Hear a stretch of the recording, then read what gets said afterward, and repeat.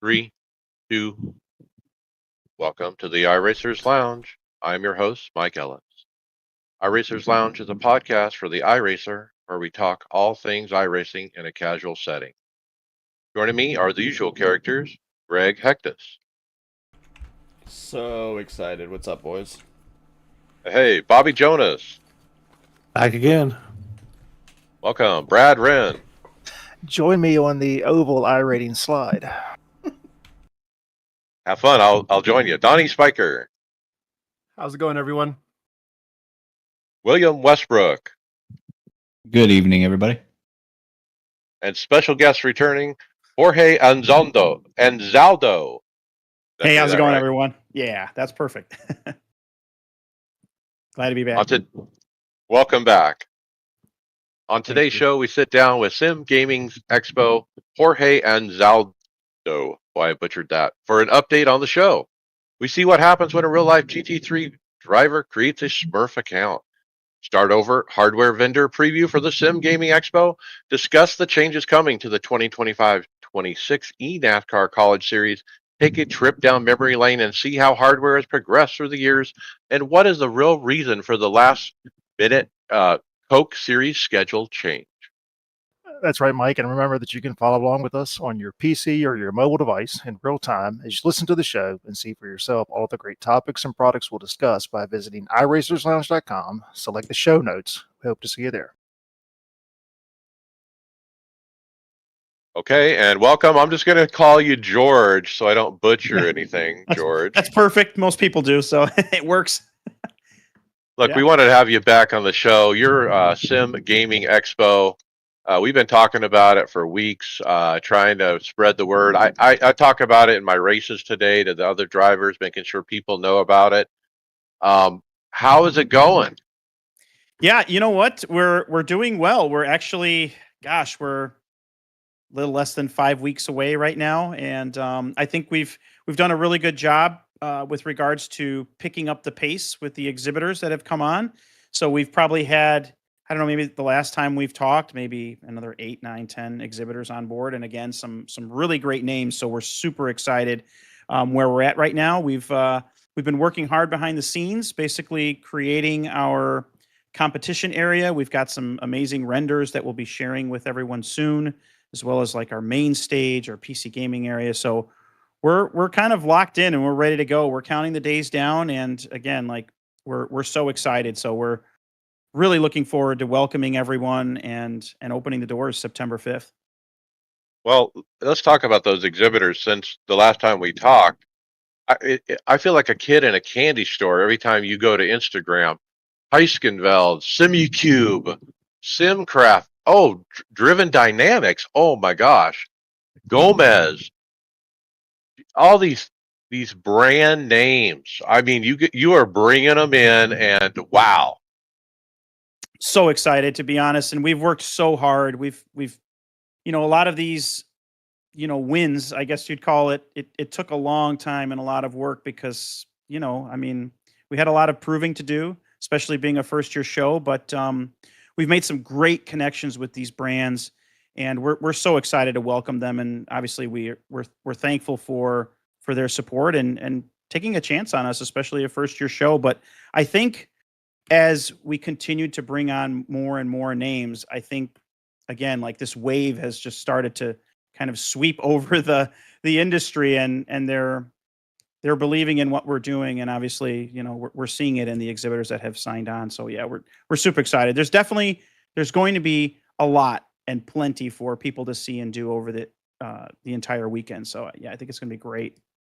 I think so. I mean, even if you didn't add any more as of today, you have a successful lineup, in my opinion. And so I'll try to poke the bear. I mean, is there another big name that's in the works in the last 5 weeks? I assume not, because we're so close.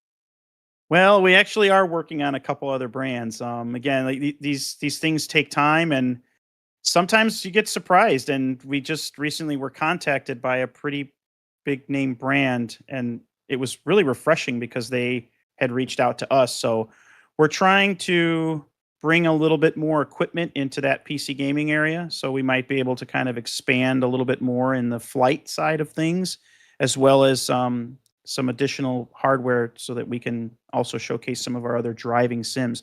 So yeah, there's a few more surprises up our sleeves. Just stay tuned as we kind of get things finalized. We'll be able to announce things. We actually have a queue now. It's hard to like keep up with all the announcements. But yeah, I'm excited. We'll have a few more things before September 5th. When I was trying to showcase your show in one of my races to the other drivers, one of the questions they asked me is, what's the mix between sim racing versus flight versus farm sim versus truck sim, all this other stuff? Do you have a percentage?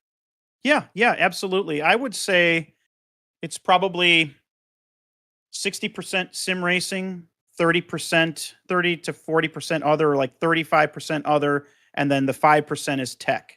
So we actually do have, when you count them all, there's like 5 system integrators who create custom PCs, which is super exciting. So we've got some tech there. We have another peripheral company. Oh, actually, I do have another one that hasn't been announced. So VR, we're going to have a pretty large VR presence. There's a company called VR Villa, and what they do is they're like a traveling show, and they have a fleet of VR headsets. So they're actually going to set up in about 1,000 square foot space and bring about 30 MetaQuest 3s. And so there are a number of different games that they're going to be demoing. That was one area that we were a little thin. So it's still very sim racing heavy, which, I think is a beautiful thing. I mean, that's kind of where I got my start, and it's where my passion is. But again, like, the idea of this show is that we would cast this really big net and have this umbrella over the entire like sim genre. And I think that we've done a pretty good job. So yeah, it's probably somewhere around 60% sim racing and then 40% everything else. But in that 40%, we've got a pretty nice mix of other genres of sim. Okay, and then let's talk about this week's announcements. You announced Cube Controls recently. I guess what? I have a Cube Controls F Pro. Love that wheel. And then Lithium Fox was the other announcement. Yeah, so we still have a number of content creators. Lithium Fox is one of the ones that recently signed on to our special guests, and I think we're just going to have a lot of content coming out of this event, and that's, I think, going to be one of the strong suits with regards to just getting the word out there. We've done as best as we could, and we're obviously leaning on the community as much as possible, but there's nothing like actually seeing the footage and photographs, and I think it's just really going to give people a firm understanding of what this event is all about, what we were trying to achieve, and I think it's going to set us up really nicely for next year. But yeah, we've got a great lineup of special guests. Yeah, we're planning content. Obviously our 500th episode officially. Greg has got a nice camera and mic, and he's going to be capturing stuff for us to. We're going to put out bonus episodes with stuff specific about the show, and it's going to be fun. Love it. Yeah, we're so excited, and I think that's the thing. Oh, so obviously I can't say, but I can tell you that there's probably at least, we'll say, 3 to 5 brands that are likely going to be announcing products for the first time. So that they'll have their launches at Sim Gaming Expo, which I can't tell you how proud I am when these companies have put their trust in us to use this event as the launch pad for products that no one else has seen before. So that's one of the other really cool things that, again, we're just so proud of, that these brands believed in us enough to have something so important to their companies, like showcasing a brand new product at our event. It's just huge. So we're excited. So I'm going to turn a question to business real quick, if you don't mind. But Sure. the other Sim Racing Expo or Sim Expo from Germany, who had a failed attempt in Austin, which kind of led to you to do what you did, and and now they've come out and announced in Charlotte in May they're going to do a show. Are you? How do you feel about that? Are you jealous? Do you embrace the competition? I feel it like a compliment to you because they're coming trying to, get some of that business that you obviously are set up to take. Yeah, there's a lot of emotions when it comes to that. I mean, obviously, competition is always a good thing. I think initially, well, to set the record straight, I mean, they may have had plans, but we were the first ones to announce. And you know what? Again, it's neither here nor there. I obviously I always knew when I was set to do this and I wanted to put this in place that there would eventually be other shows of this type. Obviously, when that other show was canceled, it put the momentum back on what we're doing. And so, you know, I'm not a big corporation. I this is a very like humble beginning. This is more of a community driven event. It's something that we're trying to grow from the ground floor versus another show that's had 10 years under their belt. So obviously, it was a little bit of a sigh of relief, but I think deep down we knew that they would be back. It looks like they're focusing more on a sim racing approach versus kind of doing what we were doing, which is kind of a wide, broad scope of covering all genres of sim. So I think that's where we have a lot of strengths because it's really up to the exhibitors. They'll dictate if they have the budgets to do multiple shows, whether or not they want to continue doing our show. I'm very confident. I mean, we've had such great relationships with these brands. I think there's things that we can do in terms of flexibility with pricing that maybe other shows might not be able to. They just might not be able to do that. I mean, we just have to see. But again, if the other show takes takes the attention away from some exhibitors from the sim racing side of things, I mean that is the way of things. But then we pivot.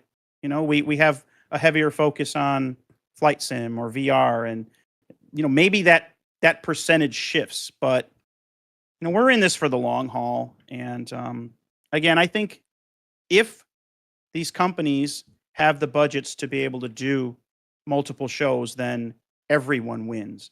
So it really depends on the companies. It depends on the industry. If the industry continues this pattern of growth and all these companies, they're successful, well then obviously I think that they'll have those budgets.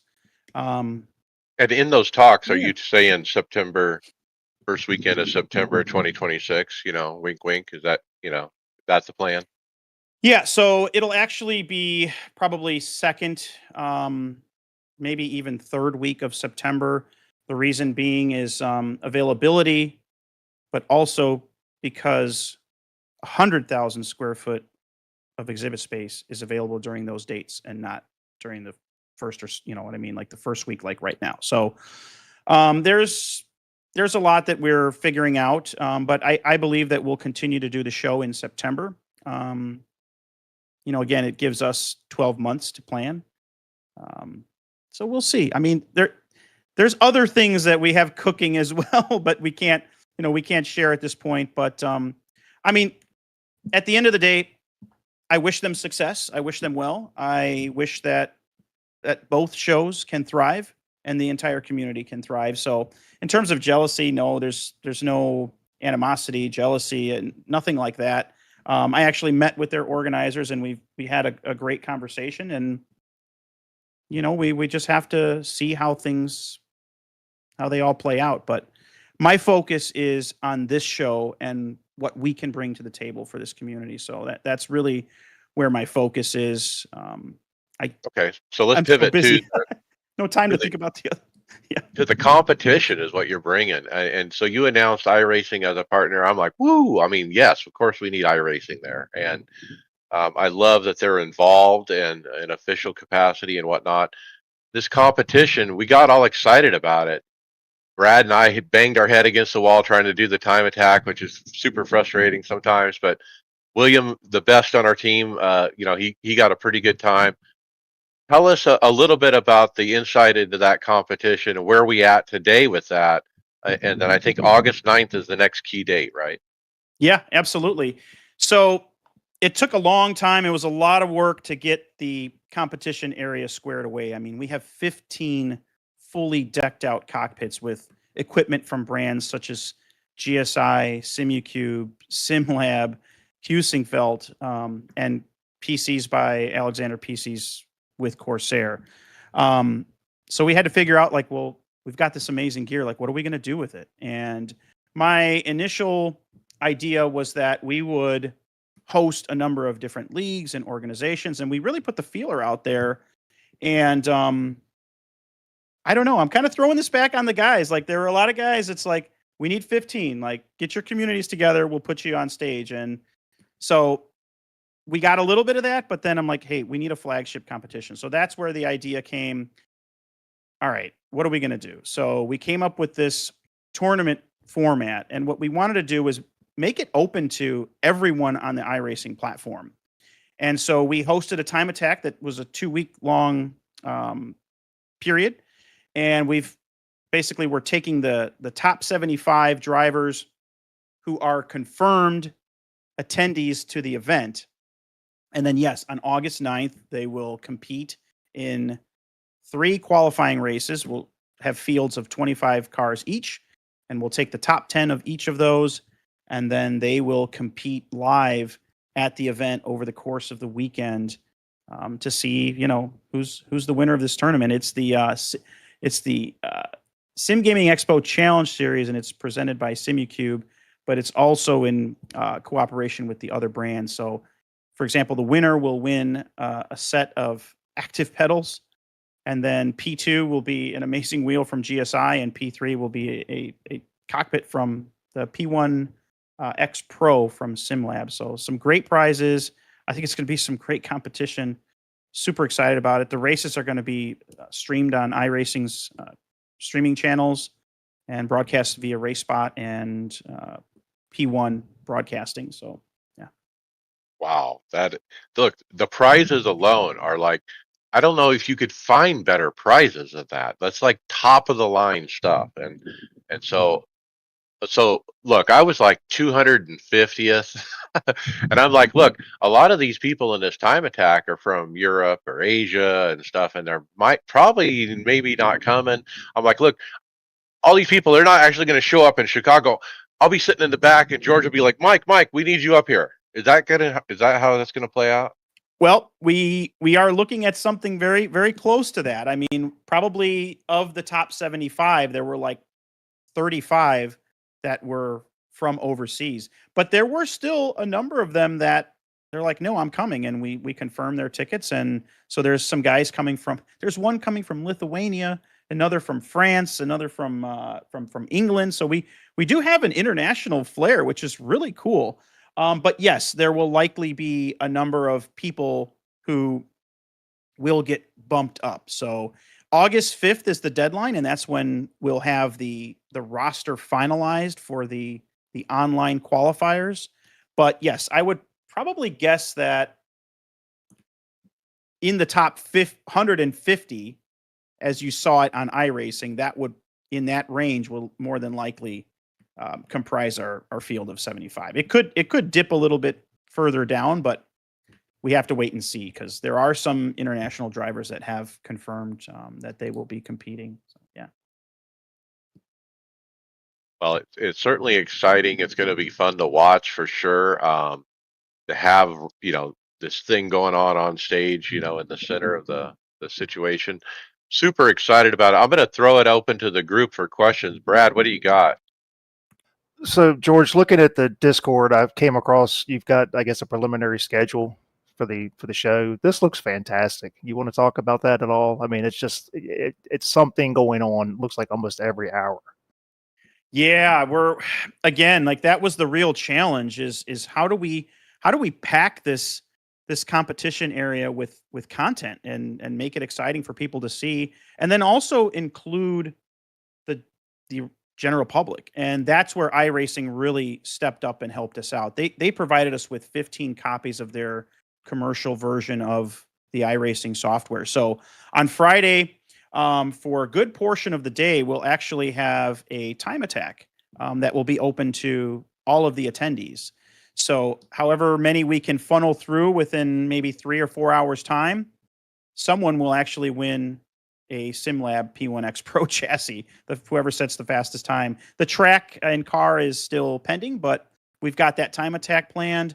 There's actually an iRacing community race that's sponsored by GSI, and there are like 3 GSI wheels that are being put up, and that'll be like a 4-race mini championship that'll take place again from Saturday through Sunday. And then we'll also have like the MX5 community ripping around, which we're so excited about. There's so much great action with that car. And so they'll also have a 4-race championship. And then there is maybe 1 or 2 leagues that they were able to organize. And so we're happy to put them on stage. And then we'll also have some competitions with like the content creators. And it's going to be a lot of fun. I think, again, if you're a sim racer, you understand what that feels like going wheel to wheel with another driver. So we have that inside of us. So even watching, I think, will be fun for so many people. And then those who haven't been exposed to sim racing previously, I think it's going to be a great show. And I think we're going to gain more sim racers by the time this show is over. We're super excited. We're going to be live streaming. We have the announcers. We have an amazing director that will be handling all of the broadcasts for us over the course of the weekend. So we're excited. We got trophies and all these prizes. It's going to be a blast. So excited. So looking also at I guess you got your media schedule out as well. So a lot of stuff on here I'm seeing. I mean, you got guest panels, you got speakers, you got live PC builds. I mean, there's all sorts of stuff going on, even away from the competition. So it's not just going to be a situation where you walk around and look at stuff. There's going to be a lot going on, is what it looks like that you guys have put together. Yeah, we're super excited about that as well. And some of those product launches will likely take place on that stage. And then, as you mentioned, the panels. There's one really cool one that there's going to be like sim racing through the ages. It's kind of like a 4-part series. So it kind of goes through like the early days of consoles, through the arcades, through the early days of PC, and then into modern sim racing. And then again, like those companies and panels. It's going to be a lot of fun. Again, just super excited about just the work that we've put in to kind of coordinate all of this. And it's been a huge undertaking, but again, I think that people are going to have a lot to see and do over the course of the weekend. And I don't know. While I still say like, oh, I need more time, there's so much more to do. I'm also getting to the point. It's like, let's get this thing going. Like, let's get it on. Let's get it. I want to see everybody, and just celebrate already. It's so close. Just a few more weeks and we'll be there. So. Well, it's very exciting that our team is going to meet up there in person for the first time. I've known these guys for years, Bobby and Brad and some of these, and Greg, for many, many years. And so it's the first time we're going to meet in person. So there's a lot of neat stuff. I'm actually looking forward to what happens after the expo closes. We're going to go out, we're going to have a beer, we're going to have dinner, and those kind of things too. So the community part of it is real big for me, and so excited to meet everybody there. George, thanks for coming on tonight and telling us an update as we count down to your big show. And I wish you all the best success, and we'll see you there. Thank you so much, gentlemen. It's a great honor again just to be back here with you, and I can't wait to see you all again in September. It's going to be so much fun, and yeah, looking forward to it. Thank you again for having me on. I really appreciate it. All right, we'll see you there. Thanks, George. Cheers. Thank you. Bye, guys. Take care.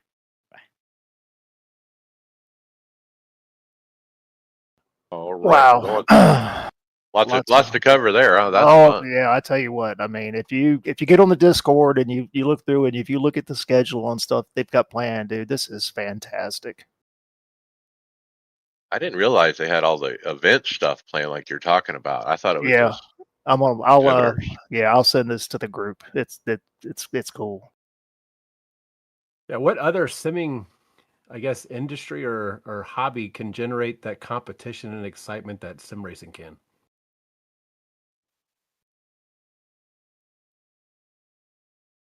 How many bales of hay can you bale? I'd rather just farm by myself. We saw the bird sim today where you lay down and flap your arms like a bird. What Right. were you Awesome. watching? You missed the chat then, Bobby. Okay, Brad, Small you're miracles. first. Simulator City, North Virginia. Yeah, this is it's Instagram post. So Simulator City is up in Dulles, which is in Northern Virginia. So this is outside of Dulles Airport. Spent many a day up there for work, and I don't know how long they've been there, but looks like they've got some nice rigs set up, some motion stuff. So I don't get up there very often anymore after relocating work wise, but if I do, I'm going to check this out. Looks really cool. I wonder what motion rig that is. It's very interesting. It looks like it's a tri-post shock absorber kind of thing. Yeah, it looks like they've got probably, I guess, maybe 3 or 4 of those. And I was trying to, I can't tell, like the wheelbases. I'm trying to figure out what kind of wheelbase it is, and I just think the video is a real quick run through. It looks like some custom wheelbase or something. But I mean, we continue to see these things pop up. I mean, who'd have thought? I mean, some of us have been doing this as long as some of us have. That you'd be able to go somewhere and do this as opposed to being, the nerd and the hermit in your basement. All right, Donnie, we had a schedule change for the Coke series.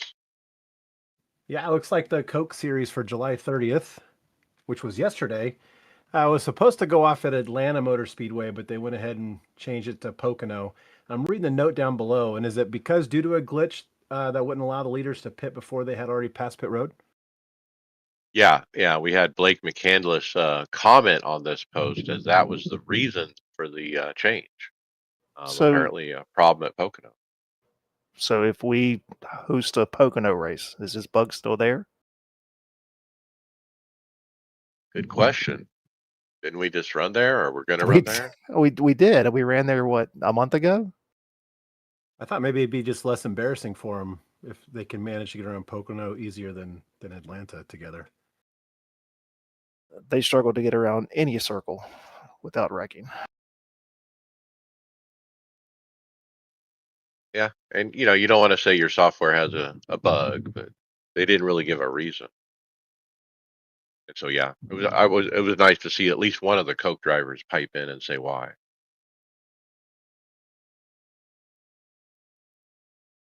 Okay, I'll take this one. Raceful Apparel is a website, raceful.com. This is Sarah Nochi from YouTube, who reviews all the sim racing equipment, and she has this website, and she has that shirt I like. I think I'm going to order it. It says A 4.99 with a blue circle. I'm just here for the SR. There's several sim racing T-shirts in this collection that are pretty keen. You can only wear it though while you're at a 4.99, and then as soon as you're below it, take it off. Smooth as fast is another one. Victory favors the fearless. I race, therefore I am. Anyway, I thought it was cool. Yeah, Sarah's going to be at the Sim Gaming Expo too, so excited to meet her.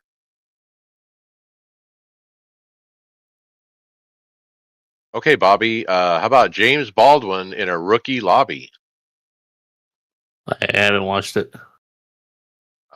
I have. did. Yeah, I mean, so James Baldwin, GT3 driver, Sim Racer 2 GT3 driver, basically he's created a couple Smurf accounts, and he has gone back down into rookies to try to see how the racing is. And he actually the one that he is videoed, he's done this before, but this one, I guess he created an account in his girlfriend's name, which first of all, I got issues there because that's really I don't think you're supposed to create an account under a false name, but whatever.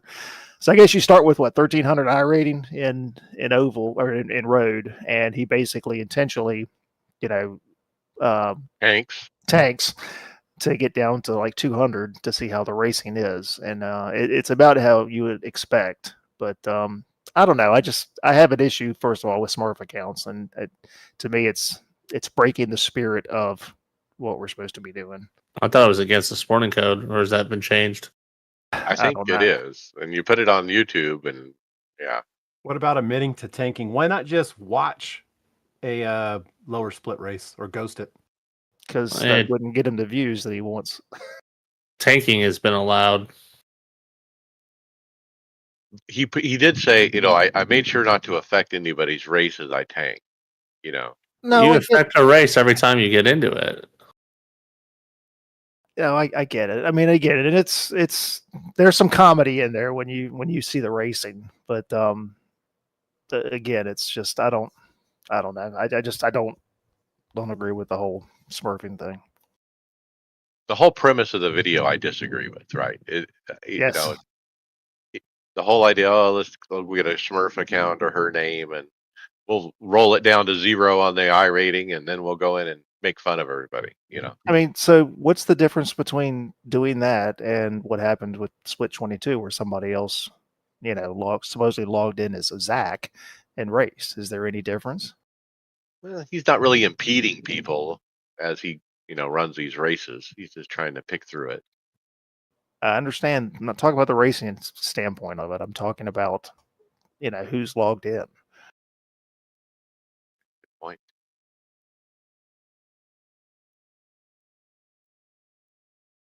William, how about the season 3 patch 4 release notes? Yep, small patch came out on Tuesday. Not too much there. The biggest thing is they re-enabled 360 hertz force feedback for Moza. I know I had a lot of people over at Grassroots that run Moza were very happy about that. Some small graphical fixes, some glitches, some GTP cars got the low fuel warning adjusted back. They adjusted the weight for the new Ferrari 296 Challenge car to match what's in real life. Adjusted ride height on the Ford GT, and then did some small adjustments to the damage model on the Mercedes F1 car. Also fix some of the floating crowd issues that cropped up at some of the tracks. Oh yeah, Bristol. Yeah, Bristol, Dover. We were at Dover a few weeks ago when there was all kinds of posts of people like, there's crowds just floating. I'm like, just turn up your graphics and you'll be fine. Okay, so I added the next one here for David Hall, but he's at a concert or something tonight. So Bobby Jonas, how about the protest system needs to be fair, be more serious and fair, they say. I was actually just reading that earlier. I think the system's fair as it is. If you crash in real life, both people get penalized. So I mean that's kind of correct, right? Both cars are wrecked, right? Yeah, so I mean both cars get damaged. You're just not paying a financial loss. I think the only thing is maybe enforce more stringently some of the rules that are in place. Yes, he has a two-part question. Take it more serious, and is the reporting system fair? I don't know how the reporting system isn't fair as it is. Maybe I'm not releasing results publicly. I don't know if that's alluding to that, but yeah, definitely taking it more serious, and that's something they could improve on. What if instead of going public with the results, it was just made available to all the parties involved? Exactly. That could be a start. Yeah, I think that's. I mean, why wouldn't I be told that the person that intentionally wrecked me was parked? I should know that. I think. Well, I think you'd see more people willing to protest instead of retaliate. So this is the forum post where the author of the post is basically, hey, we need to be more stringent. We need to have more penalties. You know, there's too many people getting away with stuff. Okay, is what he says. Okay, in other words, this other guy, Rich Jameson, he put on the post a rebuttal, and I liked what he said, so I'm going to read a part of it. A quote from him. He said, "As been explained several times by iRacing's chief steward, many of us realize that the incident and protest systems are a tool to teach, not punish. Those wanting or demanding that members to be punished for on-track issues are not seeing the whole picture, the bigger picture. They tend to be experiencing that red mist when they come and post in the forums about their latest episode with someone on track." So I mean, I don't know. I don't agree with that. Is it a training thing where we're going to coach you not to do a unsafe rejoin again? If you do that again, we may penalize you. So is the guys from the Split 22, are they just getting coached or is they getting penalized? It should definitely be both. I mean, it should work both ways. Right. It should be a both. I don't know. I understand the frustration because there's, in the heat of the moment, when you feel like you've been done wrong, you want something to be done for it. I guess the frustration is, and look, Nimcross was on the Chicane podcast and he said they get, what did he say, 1,000 a week, A day, or is No, it a day? A day, 1,000 a day. And I understand that you can't go through. I mean, that's a lot. I get it, but there just seems to be, if you run enough races and the way your iRating works, you run with the same people. And when you see the consistent people causing issues, you would think something would be done. Now, does that mean maybe nobody else is turning in a protest, which is very possible? Again, you have no idea if somebody gets protested or not unless you actually submit the protest. But I don't know. I just think I think there's blatant stuff that is just almost undeniable, that you just get the canned response of, the person's been told and whatnot, and it just doesn't take care of the anger at times. If they're truly getting 1,000 a day, that is an unrealistic number to achieve when you're trying to review everything. That's just, in my opinion, that's a lot. Is there a way to attribute member ID to each protest? That way it can maybe filter that way. Like if this ID number is starting to get so many, those get bumped to the top. Yeah, for they review, have that. I'm they sure track they have that. Because there ain't no way they're reviewing 1,000 protests a day. No, he has a team of 5 guys or something doing it. He has a whole staff, actually. He's just the boss. It's still 200 per person. That's all. He does. I think it might be a week. Was it 1,000 a week? Okay. That seems more realistic. Yeah, I mean, you can agree whether you think the protest system should be enforcing bad racing over intentional stuff like it does now. I mean, I've felt one way or the other a few times. One thing I did like in the posts was they need to tell you when you get protested. Like the video or whatever should be included. I understand they don't want to identify the person who protested you, but there's got to be a way to do it, because one guy down in the forum post said, well, what if I don't even remember what that was? Like, I don't remember that race. I have a protest upheld, but I don't remember doing this. How am I supposed to get better if that's the supposed purpose of this protest system? Yeah, how's that a teaching moment then? Yeah, it's not teaching anything if I don't know what it was. Now, I mean, I've never had a protest against me that I know was successful. I've never gotten that email, so I don't know, what it comes with. But what if, I'm sure there would be situations where I knew what happened and it comes through and be, oh yeah, I know I did that. But it's also quite possible you get protested successfully and I have no idea. And since iRacing won't share that information, how are you supposed to get better? You get an email notifying it getting protested. Yeah, I know. Yeah. But if you don't remember it and they don't share that video with you, how are you supposed to get better from that? It's doing nothing. Yeah, or an option to appeal. I mean, every protest, I believe, comes with an appeal. But if you don't know if you don't know what it is, I mean, again, somebody you can have a mistake, and for you it didn't seem like you did anything wrong, and I don't save every replay from every race that I run. I don't. Who does? I mean, how are you going to, if I have to submit a replay to start the protest, then if I'm the person being protested, I should get a copy of whatever the actions were that I did. So I don't have the video on the script, but Nick Nebon did a video today, a YouTuber who's been around iRacing from the beginning. He got protested and out of the blue for intentionally bringing out a caution, and they set him down for 1 week, 1 week suspension from official. No warning, no nothing. He's never had protests before. They boom, 1 week.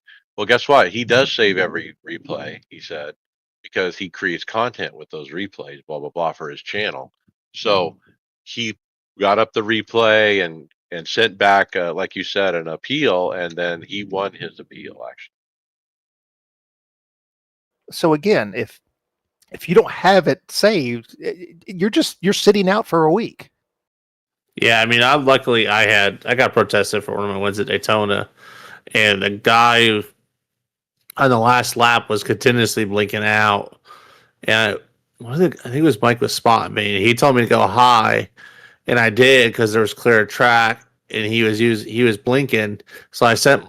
Luckily, from the win, I kept my replay to do footage from it, and I was able to send that in for the protest. If I didn't have that, I would have been suspended. That's a reason to save your replays, guys, I guess. How much space does a replay take up? It'd be nice if you could auto clip incidents inside the replay in a sim. All right, let's keep moving. Brad, Uncharted Episode 2. Yeah, this is it's a video put up by BS Competition. This is about Garrett Lowe and his Euro NASCAR series campaign. So this is the second episode. Pretty neat, just kind of cool to watch, what he's going through. This is, I think, the second race of the season for them. Pretty neat. So there were some other sim racers there. I guess they've been invited by BS Competition to be there with him for the weekend. There's another guy who's on the team who's also transitioned from sim to, I think he's running GT3 cars now. But yeah, it's pretty neat. It's about 40 minutes or so. It's just kind of neat to see how things are going for him. I mean, it's, to go from the NASCAR Coke Series to, first of all, you're running NASCAR Euro, so it's all road courses. I mean, it's just a big change, and it's pretty neat just to kind of see how he's handled it. Pretty cool. To see. It's amazing how different some of the road stuff is. Just you see the way the team interacts, and you see, all the hospitality and all the stuff like that. It's just it's pretty neat to see how things go on in a different area of the world. Dream come true, I'm sure, and he's showing his worth. Yeah, he's 4 top 10s. And he's disappointed with that. That's what I like. Like you finished 8th. He goes, it doesn't matter. It's not where I wanted to be. And in this one he ended up finishing 3rd in class, but he goes, yeah, I got a trophy, but I didn't get a trophy for finishing 3rd. I've got a trophy for finishing 3rd in class. That's not where I want to finish. So typical racer, just not happy with, without being at the top. All right, Bobby, how about the NASCAR 25 update? So we're starting to get the driver rosters come out for the new game that's coming out for iRacing. This time it's going to be the driver rosters. There's some pretty interesting names on there. I don't know. Are they going to be able to do updates? Like, are they going to be paid updates, or are they just going to drop new updates with extra drivers? So usually the way the console games have worked in the past when they've released in October like this, as soon as February rolled around, you purchase like a $10 DLC for the following year's content. So that might be the way they go. It's a pretty impressive list of drivers, though. What's interesting about it, so I grew up console racing up until I got this 5 years ago, and the roster usually, if a field only fields 40 cars or whatnot, you would have 40 drivers, maybe a couple more, but I mean, there's a ton of ARCA drivers. There's almost double the field. There's a lot of truck drivers in here as well, so I'm curious how they're going to be utilized per race and how. Well, there's some drivers that overlap on the same car number or team. I guess you'll be able to select which one's in that race. I noticed on the truck roster, Kyle Busch, Kyle Larson for Spire Motorsports. Yeah, I mean, a quick count, it's 48 drivers. So I think it's a 32 truck field, maybe 36. I can't recall. yeah, I mean, you got like, I mean, like Mike said, you've got, Kyle Busch, Parker Kligerman, who doesn't, he's only run a handful of races. So you're still gonna get basically, I guess, everybody who's, as of right now, maybe has started a race this year. So it's still, I mean, what did they say? 400 and some drivers altogether or something? Is that what it was? Yeah, across the 4 divisions. And then Bobby, while you're with us, is there a chance you have a paint maybe in this game or? I do. I've got a few. I can say I have some in the ARCA. I don't know what else has been announced. I think it's just the truck series in ARCA has been announced right now. Right, that's cool. All right, William, how about a excellent question? Someone posing the question, when are we going to get the choose cone in iRacing on the ovals? I'm not sure I'm the best person to ask about this, but I mean, it's been teased before, hasn't? Have they not said they're working on it? I just don't know if we've had any updates. They hired a guy to do race control redo, but no, I don't think they specifically said. But okay, yeah, I don't know. I mean, is that something? I'm sure it's something that you oval guys are missing.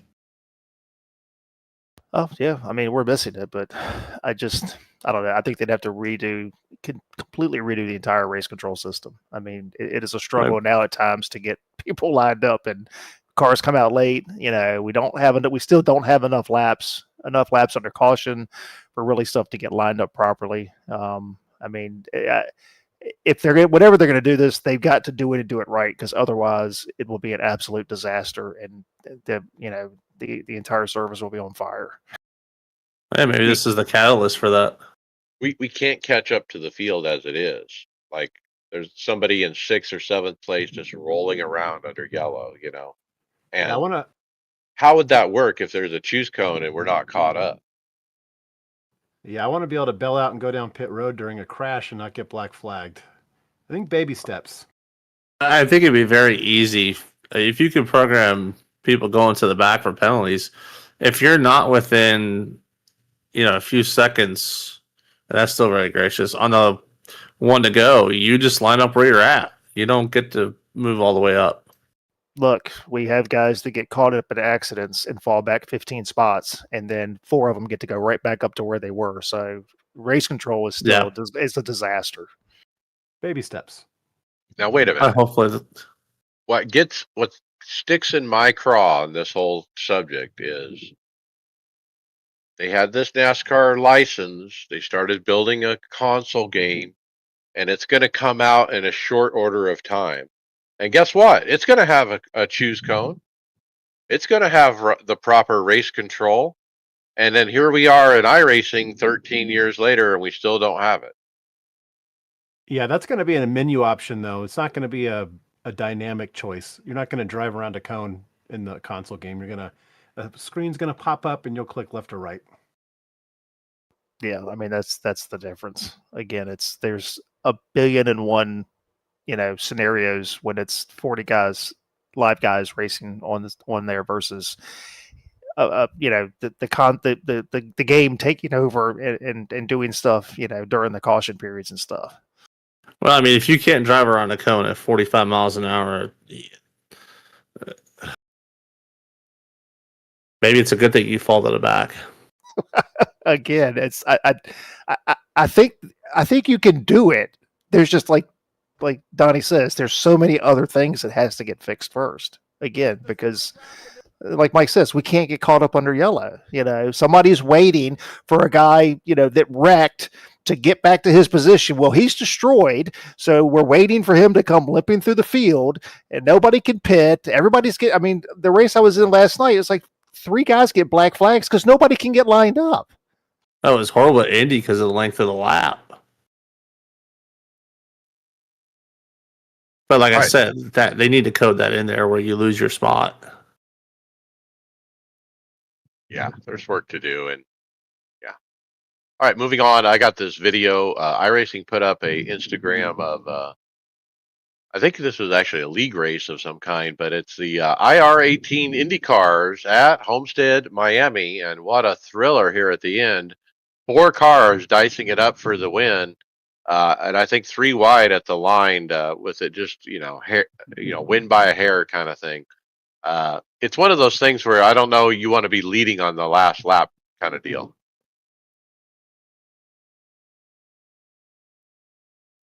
Pretty cool.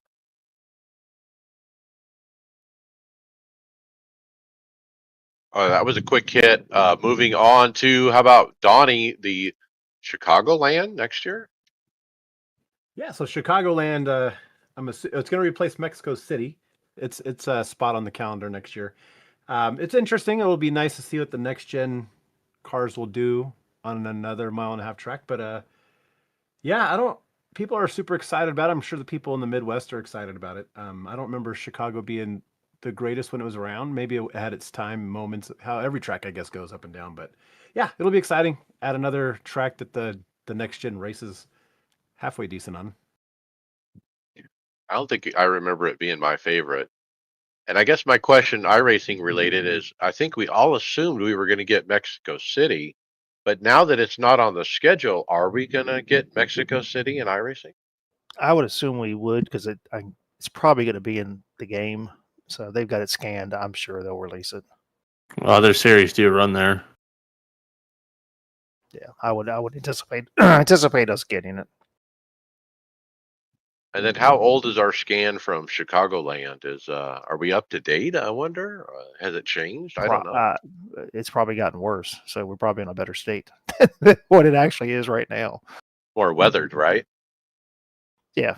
Yeah, I mean, there's no telling. Maybe if that happens, they go back out there and rescan it. I mean, they just got out and redid Iowa. So, again, if it's back on the schedule for 26, and the way we understand the console game is going to work, there's going to be yearly updates. So I would assume when they get ready to release the content for 2026, you got to have all the tracks. So you probably have a rescan of Chicago as well. Makes sense. Get all the new sponsors and the different things on the fence. All right, Brad, we got the eNASCAR College iRacing new format. Yeah, so this was announced, I guess, after the last one concluded. So, kind of a lengthy post here. I'll just try to hit some of the highlights. First of all, they're going to stay with the Craftsman Truck Series for all of it. I think last year they kind of moved around a little bit. But the way that's going to work, the breakdown is going to be a preliminary round, which will be through time trials. And the top 20, you have to be the top 20 to be eligible to race for every round, or prior to each of it. So then they'll do snake split format to group them up. They'll run through races. It's going to be runs, 20 trucks of heat races. They'll do an LCQ and move through semifinals and stuff. But, I think that the goal here is to try to, one, more consistency, two, I think probably give some options for other people to get in here.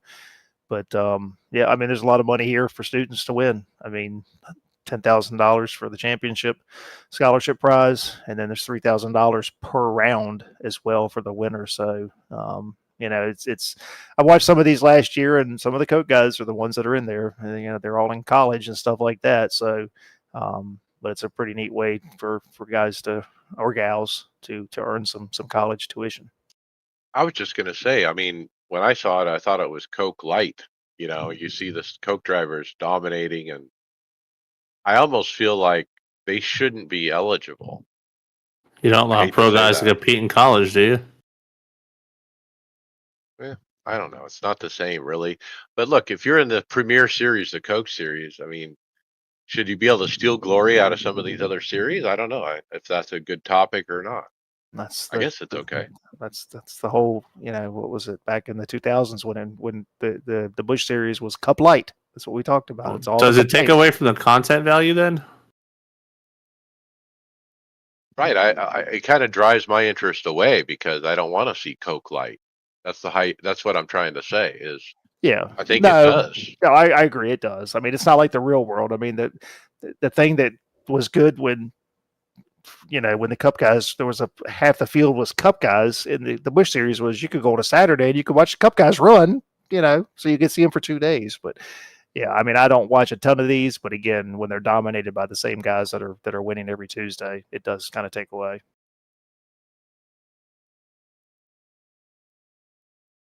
Okay, and now let's jump to events. I'll take this one. iRacing Race for the Cure is August 13th, benefiting the National Multiple Sclerosis Society. And so keep that on your calendar. We're not going to go into the details. And then Brad, Knoxville Nationals. Yep, that's this week. So started all the, I guess the heat races and all of that stuff started on the 29th. That'll run through this weekend through the 3rd. So we talked a little bit about this last week, the way that the formats are running each night. So yeah, if you're a dirt guy, this is probably a pretty busy week for you. Do we have anybody from the team running? Not that I know of, no. No, I don't think I think I've attempted to turn dirt lap one time and said, "Yep, not for me." Hard. Part of the trick is you have to tighten up your Different. steering ratio. I like asphalt. And then I'll take the Next Level Esports Championship. A little more information this week came out about this. It's the Circuit Attack GT Championship is the GR86 at the Scuba and Laguna. And then there's Street Stock at Concord and Charlotte. So again, they were listening to the show because last week they had pictures of the Xfinity cars on the screen. They heard us and they changed it. Yep. So get involved. Registration is now open. You have to register with Next Level Racing. And then Brad, the Portimao 1000. Yep, this will be August 15th and 16th. This is 1,000, I think it's kilometers at Portugal. So this is going to be the HPD, the GT1, and the GT2s. So some of the older cars that I guess they're not legacy yet, but they're just not run as often.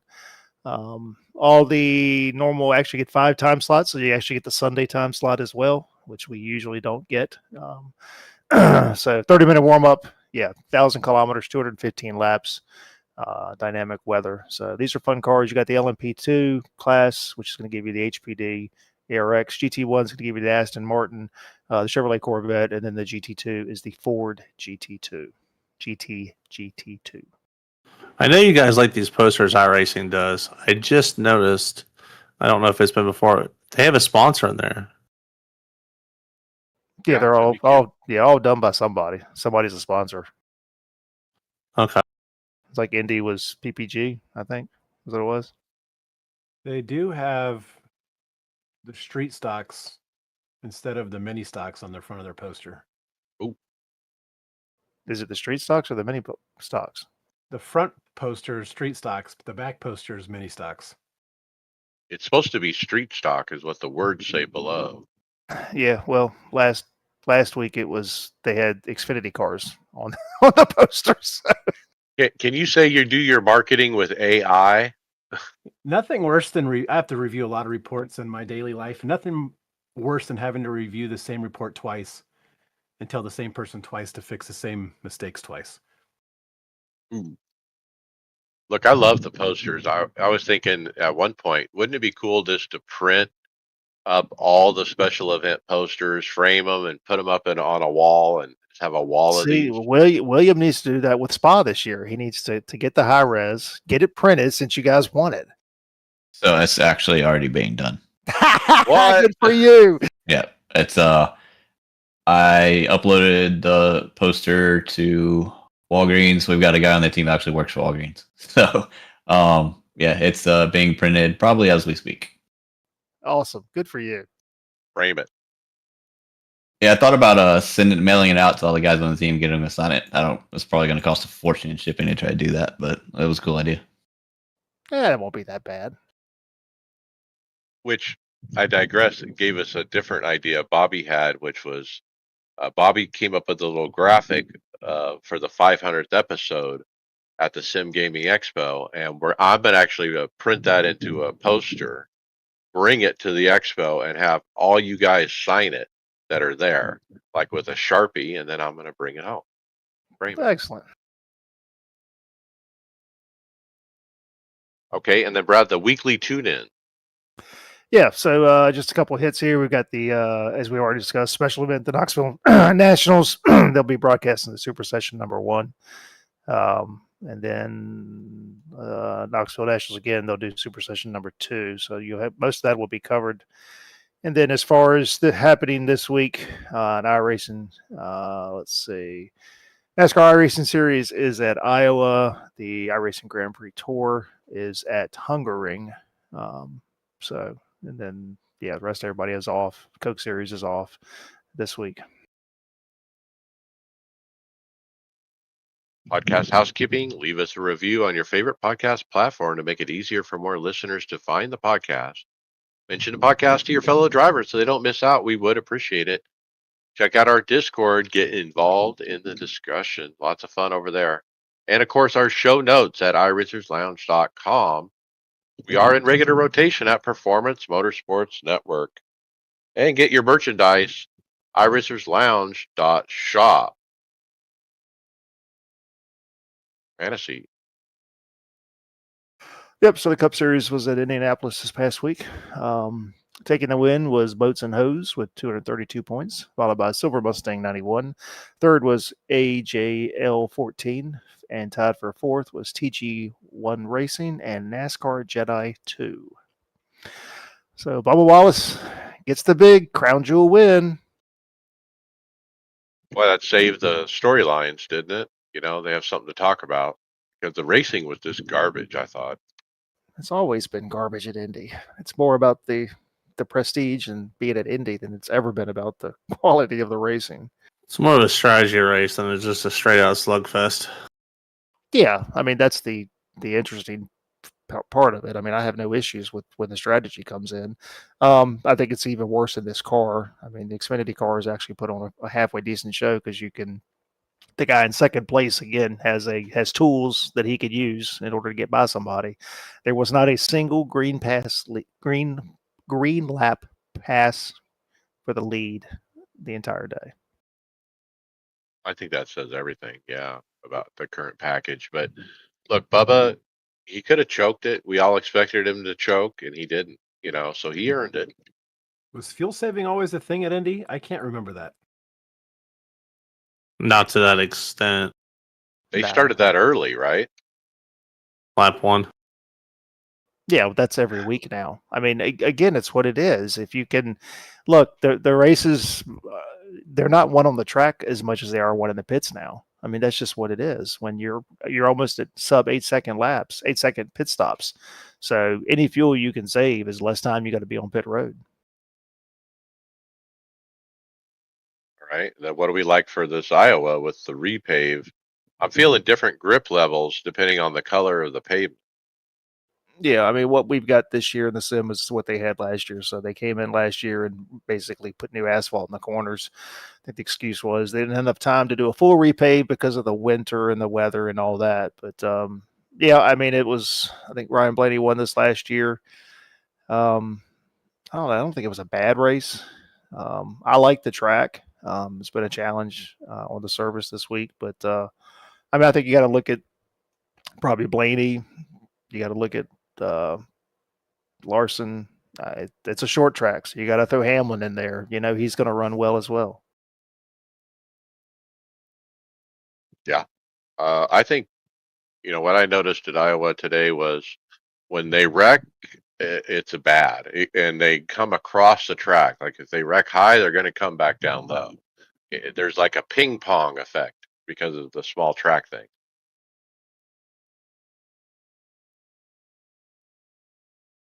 So after Indy, we sit with Matt Rob 40 in the lead with 4,205 points. Second is Mike Wuju. Third, Rez Dog.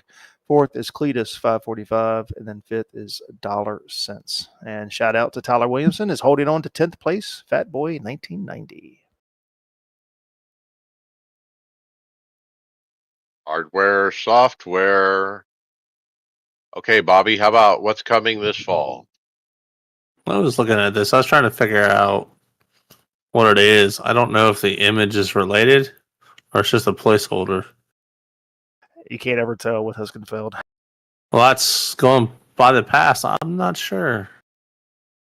I was just looking at their website to see if they're missing anything. They're really not missing anything. So when you look at the comments, I see over and over active pedal. Yeah, that's Just probably not it, there. right? I don't Do know. we do we see them getting in that game? I don't. I think they got I don't such a either. good. Yeah, I mean they are the original when it comes to their style pedal. I mean, there's lots of copies out there, but yeah, I don't know. They released a little stubby shifter like a couple months ago. I don't know. I really don't know what could be coming. Is this something we're going to see get announced at Chicago? I think so. Yeah, this is one of the people that are going to be there, and yeah, as George said, there's going to be announcements. So they say coming this fall. So yeah, it kind of lines up, doesn't it? I wonder if they come out with their own cockpit. See, and again, I just think that would be so out of left field, though. Do you know what I'm saying? Oh, I agree. I I don't see them doing a direct drive wheelbase. Or a direct drive pedal. I don't see it either. Look, we know Sim Magic has one in the works, so that's not a surprise at all. But I don't think we've ever heard that Heiskenveld was working on anything like that. No, I haven't. It'll be an so- active pedal. All right, put Donnie down for the. Donnie he's got- says active he's got- pedal. He's got active pedal on his bingo card because I don't. And I'm terrible at predictions, so So, Mike, real quick, I think we talked about. I think what we're going to try to do over the next few weeks is to highlight some of the vendors in the hardware section that are going to be at the expo. So that's some of the theme of what we'll start each hardware section will be. Taking a look at some of the vendors that are coming, highlight some of their products or anything that we know they got new coming up. So just to kind of keep you listeners on pace on what we're trying to do. Yeah, and so that brings up the next one, Donnie Simcraft. yeah, so Simcraft put out this is a Instagram post stating putting Grid 1 to the test. The Simcraft build team takes the Grid 1 racing simulator through its paces, and the results are nothing short of thrilling. With its dedicated yaw motion system, Grid 1 delivers razor sharp feedback on oversteer, understeer, and car rotation. So how'd it look, Mike?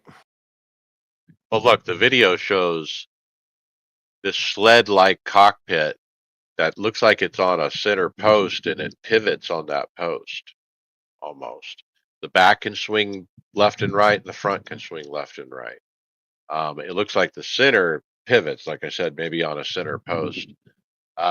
This is not the typical Simcraft big hype made motion rig that Kyle Busch and Denny Hamlin have that we've seen from years ago. This is a new offering that they have that's kind of an all-in-one small motion rig, and it doesn't go up or down. It looks like it's just horizontal. I mean, is that enough travel to really do much?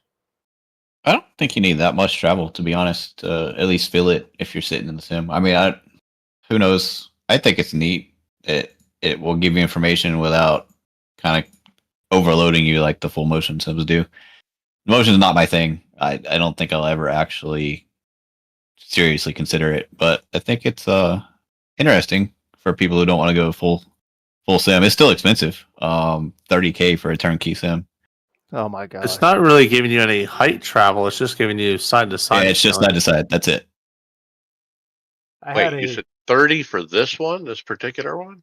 Yeah, for the turnkey version, yes. Oh my. I sat through Yeah. a small 4.8 earthquake today that was about 20 miles south of me. And I only felt it in my seat. I looked over to my right, and the guy looked at me, and I could feel like just a seat, just a little bit of a wiggle. So I imagine that's what you're getting out of this. Did you hook them into the next corner? No, we just looked at each other and we said, "Was that an earthquake?" And we're like, "Yep." Okay, let's stay on the motion topic. Bobby, you got this one. Driven Dynamics. This is awesome. So here's your long travel. I've driven a simulator similar to this. It was fun, but it was maybe a little overdone, exaggerated. But this looks very nice, well built, sturdy. It's actually got a small platform for what you get. Just the monitors take up a wide spot. Look, it is a small footprint for what it is. And it's just, it's a cockpit on these big 6 actuator arms that are underneath it. And it's in full motion, moving about. This is from Podium One out of Nashville in partnership, obviously, with Driven Dynamics, which is a main vendor at the Sim Gaming Expo. Look, I certainly hope that these are going to be available for demo. I can't wait to try it. Trying to find a price on it. So it launches September 15th. DDX Prime, triple 77-inch monitors, 6 motion arms, 8 inches of travel, comes with a belt tensioner system. Can put up to 2.5 G's of pressure, wind kit, everything else, $175,000. Don't change. I appreciate the immersion.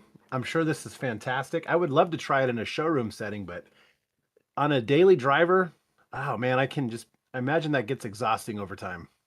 I could run a competitive late model for that. Buy me a garage full of go-karts. But to Donnie's point, I mean, we're everyday racers. We want to sit down and be comfortable and do our thing and da da da. This is like a process. You have to crawl into it. It looks like, and maybe have a footstool, and you maybe have to hook it up to the 220 outlet. I don't know. Walk by the room and be like, not tonight. And a lot of these systems are way too much travel. You don't need 6 inches of travel if you're racing asphalt cars. Yeah, I mean, I could see for maybe like a flight sim. Flight sim, yeah. Yeah. 3 inches, 3 and a 3.5 inch travel for if you're doing like rallycross stuff would be tops. Okay, we got a bunch of formula wheels. Brad, how about Zen Sim wheel? Yep, we've got the updated LMP2 X. So this is a new version leading to unmatched performance, upgrades that level up to extreme quality in the steering wheel. It's a greater experience and even more professional handling. So it's not bad looking. I mean, it's kind of plain, but real world wheels are kind of plain because you got to make adjustments when you're doing 150, 160 miles an hour. It's not bad looking. Carbon fiber shifter on the back. It's not bad. I don't know. They're out of Europe, so it looks like it's starting at about 1,130 euros. So not cheap, but not $2,000 like some of them either. Yeah, I think that's a good assessment of it. Look, a lot of these wheels are going to look the same and be a similar price, but it's nice to have choice. So let's just kind of keep rolling through them. But first, Donnie, how about the belt force from PT Actuator? Yes, they put out a post of their belt system stating revolutionizing your driving simulations with Belt Force, the ultimate seatbelt tensioner. It's an enhanced electromagnetic actuator, ensures lightning fast, pinpoint accurate feedback. It's another thing I would like to try just to give it a go, but I think over time this could get exhausting. It's going to choke you, is what I'm afraid of. Like, That's the other room. So, I don't know about the belt. You need this, Mike. This is what you need. This will hold you in even tighter. Be comforting. It is comforting to have the belts hold you into the seat. I do like that. Like, I feel like my torso is just pinned down, like a baby in a swaddling blanket, kind of thing. Keeps it from slouching.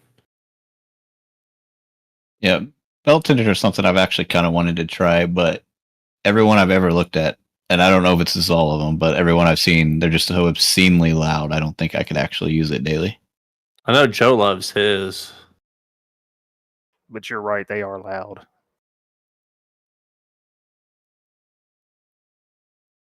And let's go on to the next one. Gomez. Donegan, don't you have a Gomez? I do, so I would just immediately pass by that first one we saw and just look at this one because it's fantastic. It's does it have the FPE model on here? V2.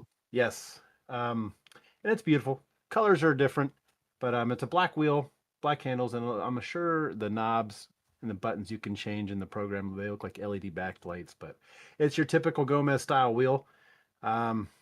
Just looks fantastic. High quality, really high end look too. Made in Texas. I can't say that enough. Made in Texas. Like all this stuff that we've been talking about, it's always made in China or Europe or somewhere else. But this is American made. And Donnie, when you went to buy a Gomez wheel, did that weigh in on your decision at all? Or Yeah, all of it has my pedals, the wheel. Granted, I did buy the wheel from Advanced Sim Racing up in Canada, and they got it here within like 2 or 3 days. But we'll count them as being so close to home. But yeah, that's what I honestly that's where I was what I was going for. I wanted something American made and with good customer service. But there's a video down here below by Gray's Dynamics where he reviews the wheel.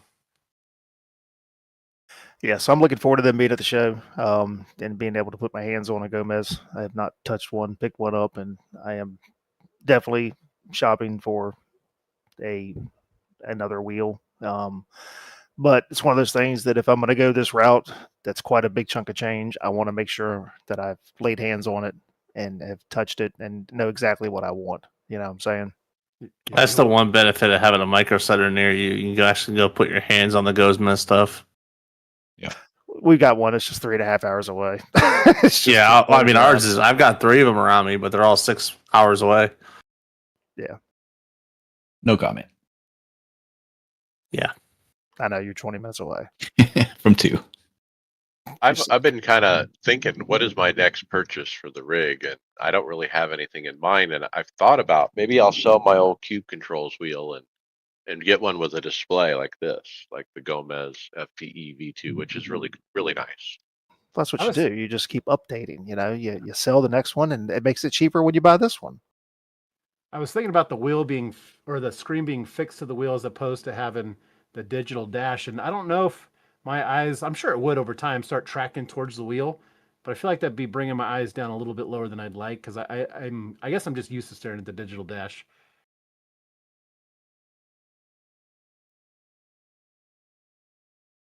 Okay, William, how about Apex Labs simulators? Yes, I don't think I've heard of these guys before. They have an Instagram post where we've seen some of the replica cockpits before. It looks like they have a Porsche GT3 RS replica where they've got the rear with lit up taillights and a little hood in the front. Not much information out there. It says DM to configure. I couldn't find a price or what's included or what is part of the sim, or if it's just the cockpit itself. Didn't Lotus or Aston Martin have something kind of like this? But this is wider. It's almost like a wide enough for a 2-person. Like the front of it, it looks like a proper Porsche hood, and the back, looks like the brake lights of a Porsche. I mean, you really get a look of this. Looks like a sports car kind of, but then you look where the seat is, and the steering wheel's kind of in the center. It's a hard no for me. Can't imagine the price. It's meant to sit in the lobby of a dealership. Yeah. Actually, 2 of them. If you go to the second video, you'll see a green version as well. Yeah, if you go to their Instagram, there's a few different ones they've got out there. What do you think those pedals are? The green one, you can look down and those pedals are hanging. I'm sure this is a render, but I'm just curious what kind of pedals those would be. AI render, maybe? There's not many that hang. Very few, if I think about it. Mine hang because I made them hang, but I don't know. That looks like it comes from a actual car. So that I'm sure it's a render. That's why it says DM to configure, right?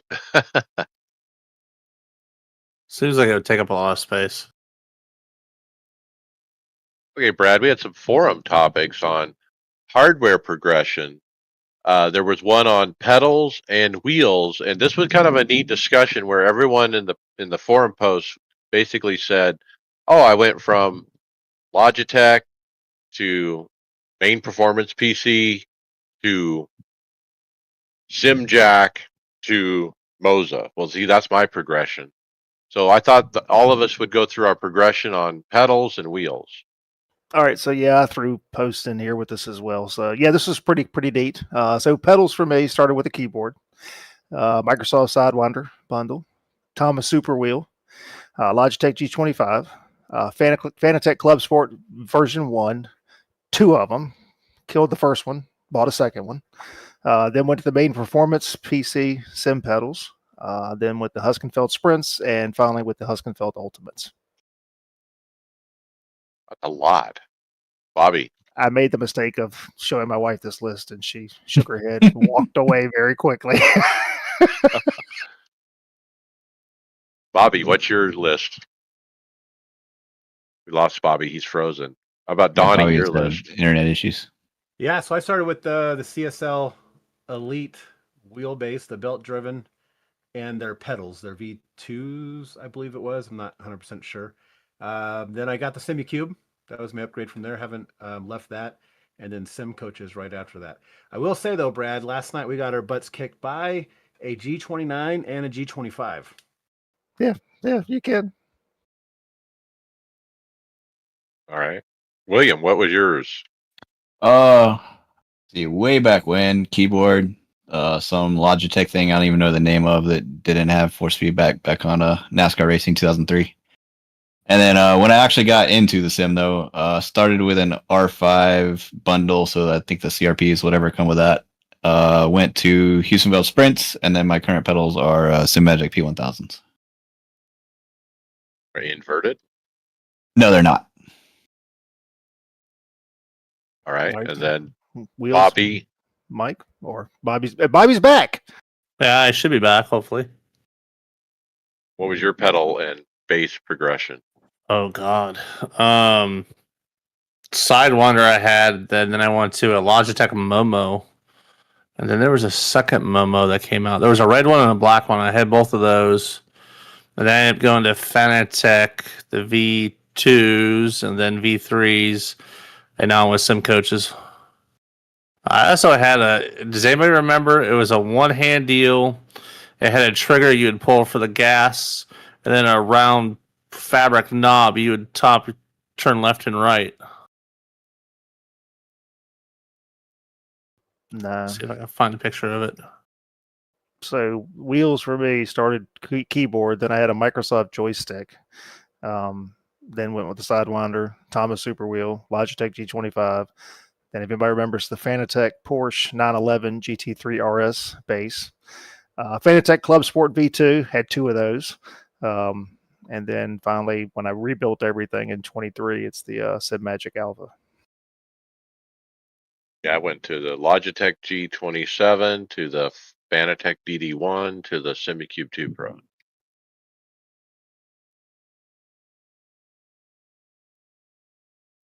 Okay, we got another teaser.